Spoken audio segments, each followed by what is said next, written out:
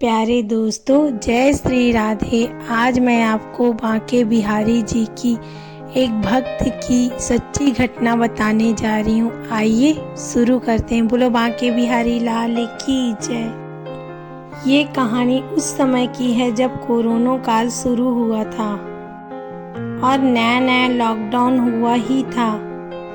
College भी बंद हो गए थे। अंबिका नाम की लड़की, जो कि उत्तर प्रदेश के एक कॉलेज में ही पढ़ती थी, सभी लॉकडाउन के कारण अपने अपने घर को वापस आ गए थे। अंबिका ने सोचा अभी स्थिति ज़्यादा खराब नहीं है, मैं बाद में घर चली जाऊंगी। उसके मम्मी पापा ने उसे बुलाया भी, पर वो मानी नहीं। मैं आ जाऊंगी, आप लोग फिक्र मत कीजिए। एक दिन अंबिका को बुखार आ गया। अब वो घर से बाहर भी नहीं निकल सकती थी। उसे खाना देने वाला भी कोई नहीं था। उसके घर फोन किया, मुझे बुखार है, मैं अकेली हूँ। अंबिका के पापा ने गुस्सा किया, हमने कहा था घर आ जाओ, पर तुम मानी नहीं। पर अब करती भी तो क्या।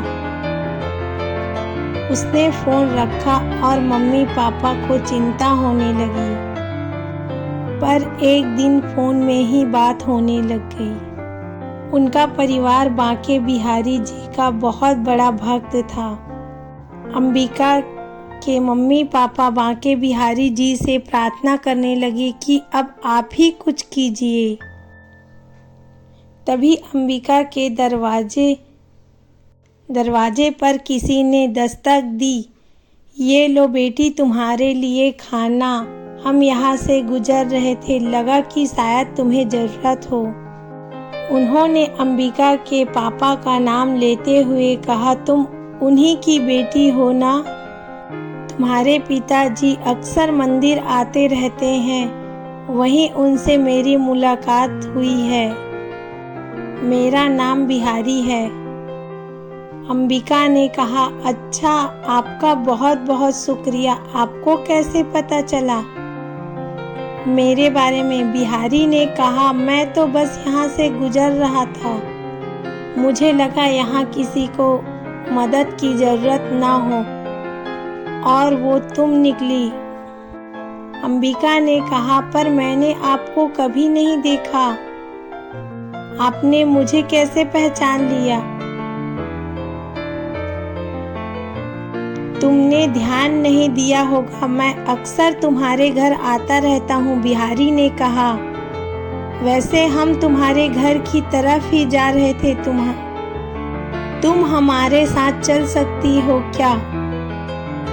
हम तुम्हें तुम्हारे घर छोड़ देंगे। उसे थोड़ा विश्वास नहीं हुआ। उसने कहा, मैं अभी पापा से फ़ोन करके पूछ लेती हूँ और उन्हें बता भी दूंगी। उसने घर में फ़ोन किया, पर फ़ोन किसी ने उठाया नहीं। उसने फिर ट्राई किया, फिर उसके पापा ने फ़ोन उठाया। उसने अपने पापा को सारी बात बताई। उसके पापा ने नाम सुनकर ही समझ गए कि ये बांके बिहारी जी का ही चमत्कार है। उन्होंने अंबिका को कहा, हाँ बेटा, तुम घर आ जाओ। अच्छा ठीक है पापा, अंबिका कहती है।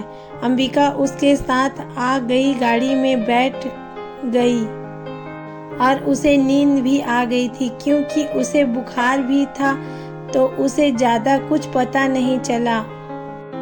वे 2 घंटे में अंबिका के घर पहुंच गई, बल्कि वहां से अंबिका के घर का रास्ता 5 घंटे का था।